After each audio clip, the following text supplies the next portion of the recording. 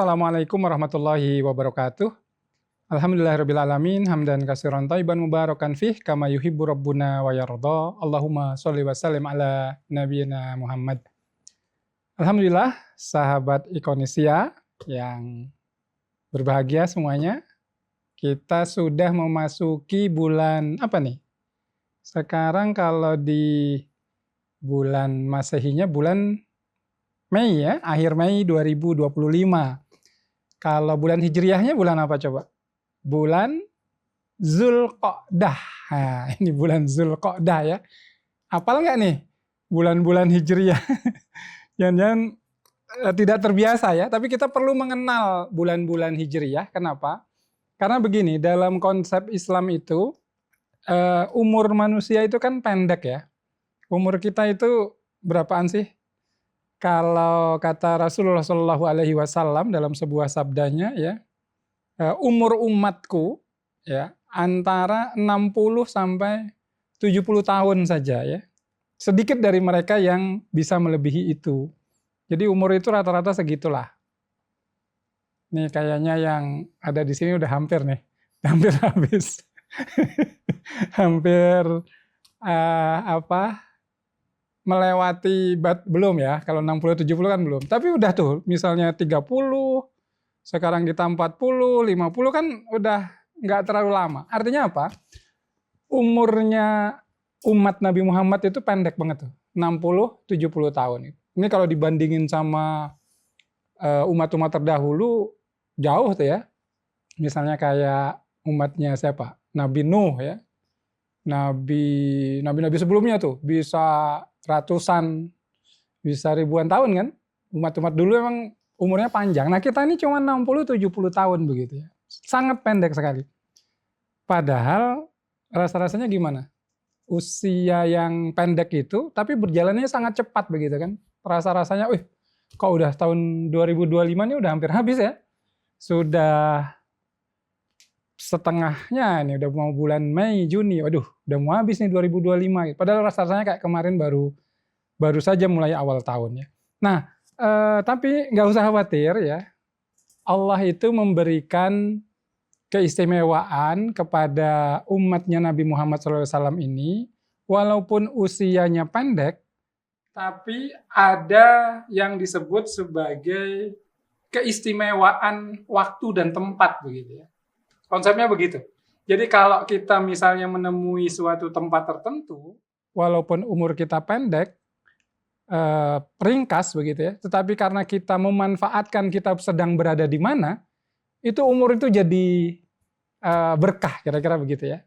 Rasanya pendek tapi banyak yang bisa kita lakukan, pahalanya banyak didapat dan seterusnya. Ini konsep dalam Islam ya. Jadi ada dimensi ruang, tempat dan dimensi waktu ya, yang membuat menjadi istimewa. Kalau dimensi tempat misalnya bagaimana? Ya misalnya kita kenal ada yang namanya Tanah Haram kan? Tanah Haram itu di mana? Mekah, Madinah ya. Itu Tanah Haram.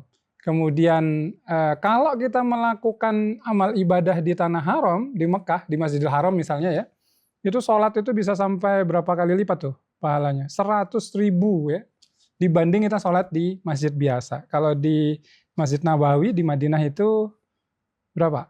10.000 ya.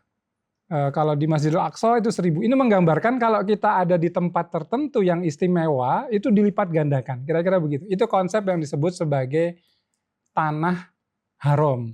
Begitu ya.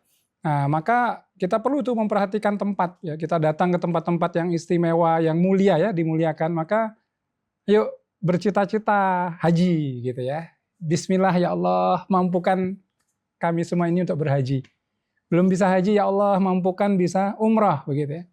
Mampukan bisa berziarah ke kota Nabi ya, ke Madinah. Insya Allah kita juga punya cita-cita bisa ke Masjidil Aqsa ya, ke Palestina ya, insya Allah ya, kita minta sama Allah. Ini kita mengejar yang namanya keistimewaan tempat. Nah jangan lupa juga bahwa ternyata dalam Islam itu ada keistimewaan waktu ya. Itu yang sering terlewat ya. Jadi dalam Islam itu ajarannya sangat indah sekali. Ada waktu-waktu yang sangat istimewa ya. Kalau kita bisa memanfaatkan waktu itu dengan baik begitu ya, itu usia kita yang pendek itu jadi berlipat-lipat kebaikannya. Misalnya ada konsep tentang waktu-waktu dikabulkannya doa begitu ya. Ada yang tahu kan kapan saja doa itu dikabulkan? Minta kok enggak dikabul-kabulin gitu ya. Ya bisa diperhatikan kapan waktu itu dikabulkan. Misalnya apa? Antara azan dan iqomah ya. Makanya kalau sedang di kampus, ulil albab azan, masjid, segera datang ya ke ulil albab. Antara azan dan iqomahnya itu waktu yang sangat makbul ya, mustajab untuk berdoa. Waktu hujan turun misalnya ya. Kita berdoa waktu hujan, kemudian di akhir malam ya dan seterusnya. Nah kalau bulan misalnya di apa? Bulan apa? Bulan Ramadan itu saja ya. Bulan Ramadan itu bulan istimewa. Bulan Ramadannya istimewa, akhir Ramadan itu sangat istimewa banget gitu ya. 10 hari terakhir Ramadan, 10 malam terakhirnya itu nanti di sana ada Lailatul Qadar ya. Maka kemudian ada syariat untuk beriktikaf ya di akhir Ramadan, itu karena keistimewaan akhir Ramadan ya. Nah, ini yang membuat penting bagi kita untuk memperhatikan dimensi waktu itu ya. Nah, waktu yang baik ini perlu kita perhatikan, memanfaatkan waktu-waktu yang istimewa ya. Sekarang kita berada di bulan Zulqa'dah. Kalau Ramadan udah sering dibahas keistimewaannya. Kalau bulan Zulqa'dah itu istimewanya kenapa nih kira-kira? Karena dia termasuk bulan haram ya. Bulan haram ya. Nah, ini nanti silahkan dibuka di Quran surat At-Taubah ya, ayat 36. Allah Subhanahu wa taala berfirman, "Inna iddatasyuhuri indallahi isna asyara syahran fi kitabillah. Yauma khalaqas samawati wal ard minha arba'atun hurum. Zalikad dinul qayyim fala tazlimu fihinna anfusakum." Sesungguhnya bilangan bulan pada sisi Allah itu ada berapa? 12 ya, 12 bulan. Di dalam ketetapan Allah di waktu Dia menciptakan langit dan bumi, di antaranya itu ada 4 bulan haram ya. 4 bulan haram dari 12 bulan. Itulah ketetapan agama yang lurus, maka janganlah kamu menganiaya diri kamu dalam bulan yang 4 itu ya. Nah, ini ternyata disebutkan dalam Al-Qur'an ya, At-Taubah 36, bahwa dari 12 bulan itu ada 4 bulan haram ya. Nah, pertanyaannya apa saja tuh 4 bulan haram itu? 1, Zulqa'dah yang sekarang ini, kemudian kedua Zulhijjah ya. Kemudian yang ketiga Muharram, urut ya tiganya. Kemudian yang keempat nanti ada bulan Rajab ya. Nah, ini juga mungkin perlu dihafal-hafalin terus ya, kadang kelewat-lewat nih ya. 12 bulan itu apa saja? Muharram, Safar, Rabiul Awal, Rabiul Akhir, Jumadil Awal, Jumadil Akhir, Rajab, Sa'ban, Ramadan, Syawal, Zulqa'dah, Zulhijjah gitu ya. Nah, kita sekarang di Zulqa'dah, nanti bulan depan sebentar lagi Zulhijjah, kemudian Muharram, 3 bulan itu disebut sebagai bulan haram. Nanti loncat lagi sampai bulan Rajab, itu bulan haram ya. Nah, gimana nih konsepnya bulan haram? Ternyata bulan haram itu kurang lebih sama dengan cara berpikir tanah haram itu tadi. Kalau kita melakukan ibadah di tanah haram, Masjidil Haram, Mekah, Madinah gitu ya, kalau kita melakukan amal kebaikan dilipat gandakan tuh pahala.